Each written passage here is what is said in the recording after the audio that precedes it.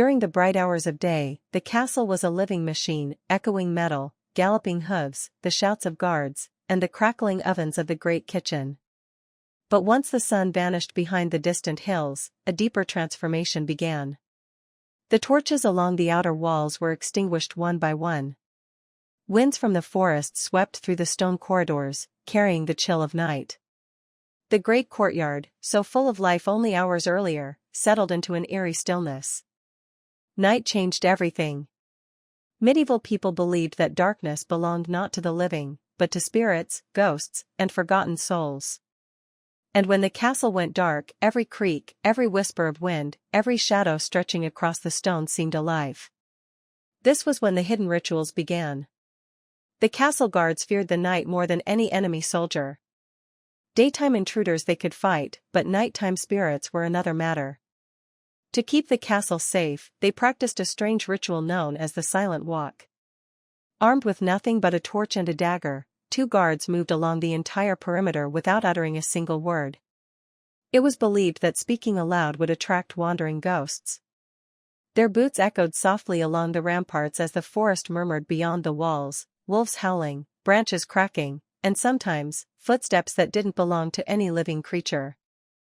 Some guards reported seeing shadowy figures pacing the length of the wall beside them, disappearing when approached. Others swore they heard whispers carried by the wind. But none dared to break the silence. To speak during the silent walk was to invite the attention of the dead. Before sleeping, every noble and servant performed a ritual called the candle test. A single candle was lit and placed near the bed. They watched the flame carefully. If the flame burned steady, the night was safe. If it flickered or bent, something unseen was nearby. If it blew out suddenly, prayers began immediately. Medieval people believed spiritual forces moved through air. A dying flame meant a wandering soul had passed. Many swore they saw the flame dim whenever their thoughts wandered to something fearful. Others found their candles extinguished in the middle of the night, without any wind. Those who tested their courage by sleeping in the darkest chambers often woke trembling, convinced that something had blown out the flame while they slept.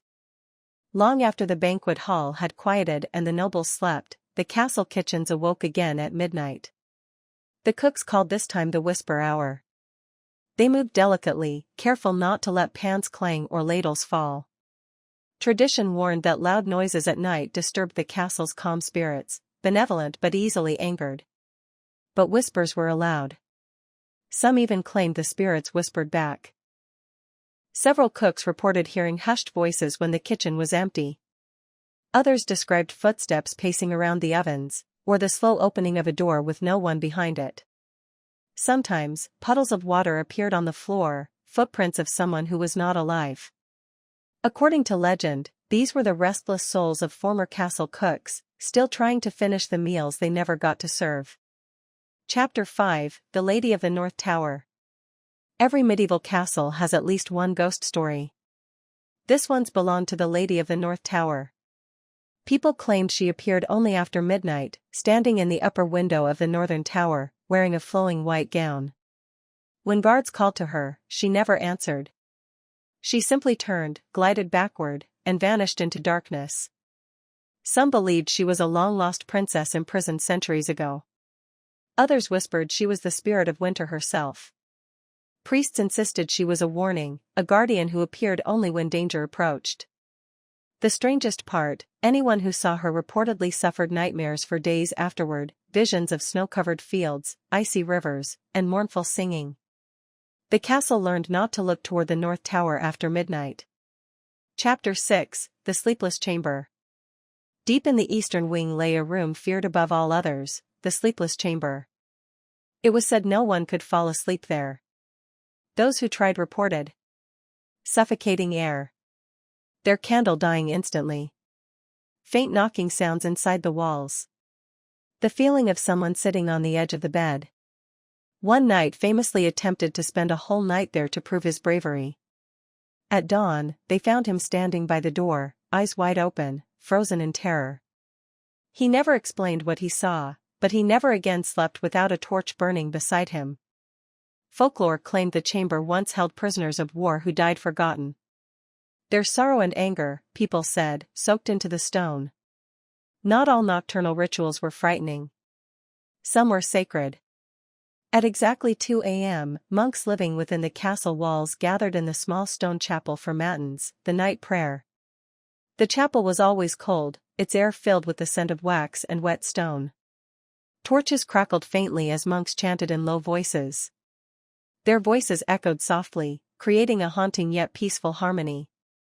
Many believed these prayers protected the entire castle from unseen dangers lurking beyond the walls. Travelers passing by at night often reported hearing ghostly chants drifting from the castle, even when the monks weren't praying. Every medieval castle had rooms that remembered, spaces where the walls seemed to hold memories. In the great hall, some nights the long tables shook lightly, as though unseen revelers still feasted there. In the armory, swords sometimes clattered without any breeze. In the servants' quarters, people felt sudden warmth or cold, as if someone had brushed past. The castle breathed. People believed the stones themselves absorbed emotion.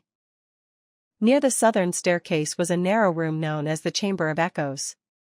Anyone who spoke inside heard their voice repeated, not just once, but several times, each echo growing softer, and sometimes different. Servants claimed the echoes occasionally replied. A knight once shouted, "Who goes there?" and heard, impossibly, as a faint whisper answered, "You." After that, the room was sealed for many years, but everything changed with dawn. The first glow of sunlight spilled over the battlements, pushing away the fears of the night.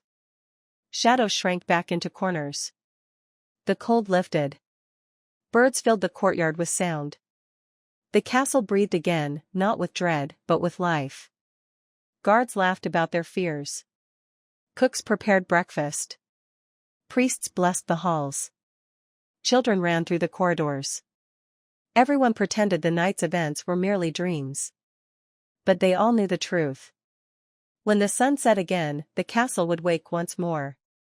And its ancient rituals, its ghosts, its whispers, and its shadows would rise with the darkness, just as they always had.